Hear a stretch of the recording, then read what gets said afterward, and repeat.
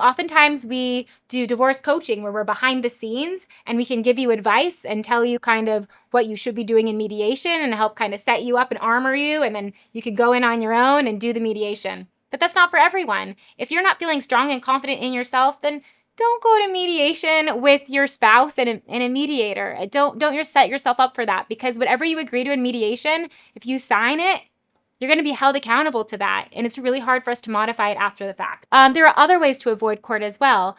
We use private judges. Private judges are a great way to keep your matter outside of the courtroom and reach agreements. Even if you have a spouse with a difficult personality, keep things out of court and, kind of resolve things without that stress of being in a courtroom.